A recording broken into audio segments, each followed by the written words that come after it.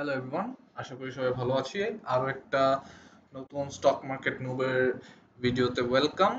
And আমরা আজকে অনেক দিন পর আমাদের বহু প্রতীক্ষিত যেই কারেকশন আমরা এক্সপেক্ট করছিলাম সেই কারেকশন আমরা ফাইনালি দেখতে পেরেছি।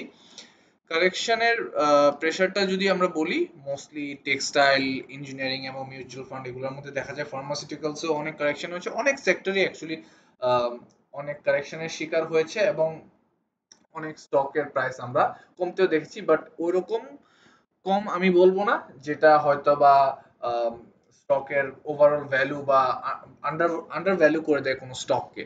সেরকম হয়েছে বলে আমি মনে করি না। অ্যাটলিস্ট যে পরিমাণ কারেকশন দরকার ছিল, যে পরিমাণ কারেকশন সাপোর্ট পয়েন্ট পর্যন্ত যাওয়ার জন্য দরকার ছিল, সেটা আমরা দেখতে পেয়েছি।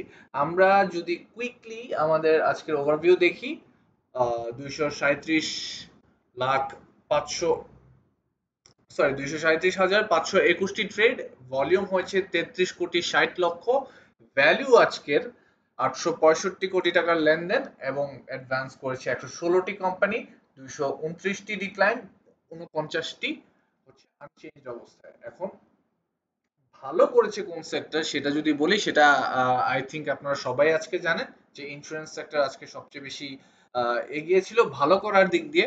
ব্যাংকিং সেক্টরে আমরা প্রচুর ভলিউম দেখতে পেয়েছি, যেটা কিনা এখন একটা নর্মাল ব্যাপার হয়ে গেছে যে আমরা 200 কোটির উপরে ব্যাংকের টার্নওভার দেখছি, কিন্তু ব্যাংকের টার্নওভার কিন্তু ওভারঅল একটু কমে এসেছে। সেই সাথে আমরা যদি এর আগের দিনের 66-67 কোটি টাকার ইন্স্যুরেন্সের ভলিউমের কথা বলি, আজকে ইন্স্যুরেন্সের ভলিউম 98.53 কোটি টাকার ইন্স্যুরেন্সের ভলিউম হয়েছে, যেটা কিনা 11.54% অফ দ্য টোটাল টার্নওভার। এটার মানে হচ্ছে insurance is going there. Insurance হচ্ছে টপ লেনদেনের যে সেক্টর হিসেবে আস্তে আস্তে জায়গা করে নিচ্ছে। অ্যান্ড ইতিমধ্যে আমরা একটা অলমোস্ট 40%-এর মতো ইনক্রিজ দেখেছি ইন্স্যুরেন্স সেক্টরের টার্নওভারের মধ্যে। আর এর পাশাপাশি ফুড অ্যান্ড অ্যালাইডও উপরে উঠে এসেছে প্রায় 93 কোটির টার্নওভার নিয়ে। এর পিছনেই আছে ফার্মাসিউটিক্যালস কাছাকাছি টার্নওভার, যেটা কমে দাঁড়িয়েছে 89 কোটি টাকায়। এখন আমরা যদি ডিরেক্টলি চার্টে চলে যাই আজকের জন্য, ফার্স্ট অফ অল আমি একটু আমাদের ডিসক্লেমারটা দিয়ে নেই। Disclaimer হচ্ছে, the contents of this video are not investment advice. I'm not influencing anyone to buy or sell any stocks. The stocks I discuss are purely for discussion and learning purposes. Please do your own research before you buy anything or invest in any stocks. আমরা এর মধ্যে অনেক stock নিয়ে কথা বলে ফেলেছি। আশা করি আপনারা সবাই রেসপন্সিবলি টেকনিক্যাল অ্যানালাইসিসের বেসিসে হোক, ফান্ডামেন্টাল অ্যানালাইসিসের বেসিসে হোক, অবশ্যই ওইভাবে বুঝে আপনার স্টকে ইনভেস্ট করবেন। চলুন আমরা স্টার্ট করি আমাদের ইন্ডেক্সের কি অবস্থানে আছে সেই সেই আলোচনা দিয়ে। ইন্ডেক্স আমরা দেখতে পাচ্ছি আজকে 5,408 এই লেভেল পর্যন্ত একটা যে রেজিস্ট্যান্স আছে, সেখান থেকে রিজেক্ট হয়ে 5,354-তে শেষ করেছে। আজকে ইন্ডেক্সে আমরা প্রায় 37.21 পয়েন্টের ফল দেখতে পেয়েছি। এখন কথা হচ্ছে, এখানে যে আমরা কারেকশনটা দেখেছি সেটা কি ভ্যালিড? এটা যে কতটা ভ্যালিড সেটা আমরা একটু হিস্ট্রিক্যাল ডেটা দেখলে বুঝবো। হিস্ট্রিক্যাল ডেটা বলতে কত পিছনে, বেশ পিছনে যাওয়া লাগবে, যেহেতু আমাদের ইন্ডেক্স এর মধ্যে অনেক বেশি উঠে গেছে। আমাদের হচ্ছে এখন বড় বড় রেজিস্ট্যান্স যদি চেক করতে হয়, তাহলে আমাদের এরকম পজিশনে আছে যা পিছনের দিকে হয়তোবা অনেক বড় উত্থানের ক্ষেত্রে একটা রেজিস্ট্যান্স হিসেবে কাজ করেছে, বা অনেক বড় পতনের ক্ষেত্রে একটা সাপোর্ট হিসেবে কাজ করেছে। ওইসব পয়েন্টগুলো এখন আমাদের রেজিস্ট্যান্স হিসেবে কাজ করবে, যেহেতু ইন্ডেক্স এখন অনেকটা উঠে গেছে। ছোটখাটো রেজিস্ট্যান্স আর সাপোর্ট আসলে আমরা এখন গুনতেছি না।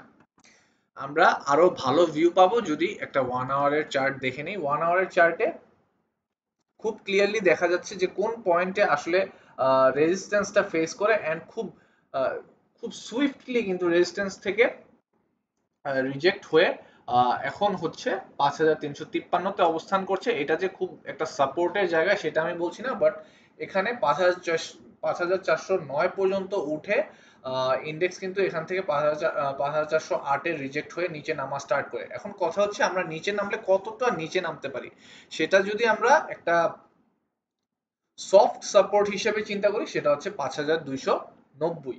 5290 যে খুব বড় সাপোর্ট সেটা না, আলটিমেটলি আমাদের বড় সাপোর্ট 5220ই, কিন্তু তার মানে কি ইন্ডেক্স এত দূর পড়ে যাবে? না, ইন্ডেক্স পড়ার জন্য অনেক সময়ের দরকার, এবং লিস্ট আমি মনে করি 5221 পর্যন্ত ইন্ডেক্স কখনো আসবে না। আসলে কতটুকু আসতে পারে সেটাও যদি আমরা চেক করি, এখন 5408-এ যেহেতু আছে, আমাদের হয়তোবা ইন্ডেক্স ফল 5408 না, 5354-তে যেহেতু আছে, ইন্ডেক্স বড় জোর এই লেভেল পর্যন্ত নামতে পারে, যেখানে আগেও রিজেক্ট হয়েছে 5298। সেটা আসলে অনেক কাছে না হলেও খুব বেশি ডিস্টেন্স না, যে পরিমাণ ইন্ডেক্স এর মধ্যে উঠেছে ওই হিসাব যদি আমরা করি, 5298 আসলে খুব বড় একটা কারেকশন না। আমরা কারেকশন দেখলে কোথায় দেখতে পারি, সেটা আমার কাছে মোস্ট প্রবাবলি ব্যাংকের যে সেক্টরটা আছে সেখানে মনে করছি, কারণ ইতিমধ্যে ব্যাংকের অনেক বেশি গেম হয়েছে, অনেক বেশি টার্নওভার আমরা দেখতে পেয়েছি। ব্যাংক টানা 4-5 দিন ধরে হচ্ছে টার্নওভার 200 কোটির উপরে করছে, যদিও টার্নওভার এখন কিছুটা কমে আসছে, কিন্তু খুব ভালো একটা সম্ভাবনা আমরা দেখতে পাচ্ছি ব্যাংকিং সেক্টরে একটা কারেকশনের। কিন্তু তার মানে এই না যে ব্যাংকিং সেক্টর সব স্টক একসাথেই কারেকশনে চলে যাবে। কিছু স্টক বাড়তে থাকবে, কিছু স্টক হয়তো হল্টেডও হবে, কিন্তু অনেকগুলো স্টকই আমরা কারেকশনে যেতে পারে বলে ধারণা করছি। কিন্তু তার মানে এই না যে ব্যাংক সেক্টর থেকে একদম সরে দাঁড়াবে। ইন্স্যুরেন্স সেক্টর আস্তে আস্তে পুঁজিবাজারে জায়গা করে নিচ্ছে, টার্নওভারের বড় একটা অংশ দখল করে নিচ্ছে, কিন্তু সেটা হতেও পুরোপুরি লার্জেস্ট টার্নওভার সেক্টর হতেও একটু সময় নিবে বলে আমাদের ধারণা। আমরা ব্যাংকিং সেক্টরের যদি একটু চার্ট দেখে ফেলি, ব্যাংকিং সেক্টর ক্লিয়ারলি এখানে 16.8-এ আমরা যেই রেজিস্ট্যান্স এঁকে রেখেছিলাম সেটা থেকে রিজেক্ট হয়েছে, এন্ড যে ধরনের ক্যান্ডেল আমরা দেখছি সেটা কিন্তু একটা কারেকশন ইন্ডিকেট করার মতো ক্যান্ডেল। এখানে কথা হচ্ছে আমরা কারেকশন যদি দেখি কত দূর পর্যন্ত যেতে পারে, সেটা খুব বেশি বলে আমি মনে করছি না। 16.0 পর্যন্ত হয়তো বা কারেকশন শেষ করে আসতে পারে, কিন্তু সেখান থেকে রিভার্সাল নেওয়ার সম্ভাবনা বেশি, কারণ ব্যাংকের নিউজ আসা এখনো বন্ধ হয়নি। আরো সামনে অনেক অপরচুনিটিস আছে ব্যাংকের ভালো করার, কারণ শুল্ক নিয়ে একটি কথা চলছে। শুল্ক যদি কমিয়ে দেওয়া হয় সেক্ষেত্রে হয়তোবা আরো বেটার বাজার আমরা ব্যাংকের ক্ষেত্রে দেখতে পারি, কিন্তু সেটার জন্য আমাদের আরো অ্যাকচুয়ালি 1 or 2 উইকস ওয়েট করতে হবে যে ব্যাংকিং সেক্টর আসলে কোন দিকে ঘুরে দাঁড়ায়। সেই হিসাব করলে ইন্স্যুরেন্সের চার্ট যদি আমরা দেখি খুবই ভালো অবস্থানে আছে। ইন্স্যুরেন্স আজকে তার যে স্ট্রং একটা রেজিস্ট্যান্স পয়েন্ট ছিল 34.4-এ, সেখানে ঘুরে দাঁড়িয়েছে ফাইনালি অনেক বড় ভলিউম নিয়ে, কিন্তু 35.2-তে শেষ করেছে। রিজেক্ট হয়েছে কোথায় যদি আমরা দেখি, এটা একটা ভেরি উইক রেজিস্ট্যান্স, আমি বলবো এটা কোনো রেজিস্ট্যান্সের মধ্যে ওইভাবে পড়েও না। আমাদের আলটিমেট রেজিস্ট্যান্স সামনে হতে পারে 37.5। 37.5 পর্যন্ত যদি ইন্স্যুরেন্স সেক্টর টানে, আমি মনে করি অনেক স্টকসেই ইন্স্যুরেন্স সেক্টরে 10 থেকে 15% পর্যন্ত প্রফিট করা যেতে পারে।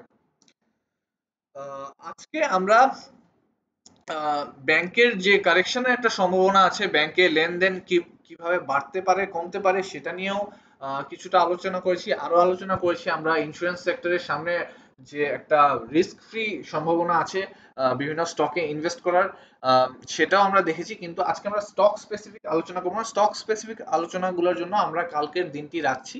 আপনাদের যদি কোনো রেকমেন্ডেশন থাকে কোনো স্টক নিয়ে আলোচনা করার জন্য, সেটা অবশ্যই কমেন্ট সেকশনে জানাবেন, এবং আপনাদের যদি ভিডিওগুলো ভালো লেগে থাকে অবশ্যই লাইক করবেন এন্ড সাবস্ক্রাইব করে দিবেন চ্যানেলটি যদি সাবস্ক্রাইব এখনো না করে থাকেন। কালকের ভিডিওতে দেখা হচ্ছে। আশা করছি কমেন্টে অনেক বেশি স্টকসের রিকোয়েস্ট পাওয়া যাবে। ফর দ্য টাইম বিং আজকের জন্য গুড নাইট।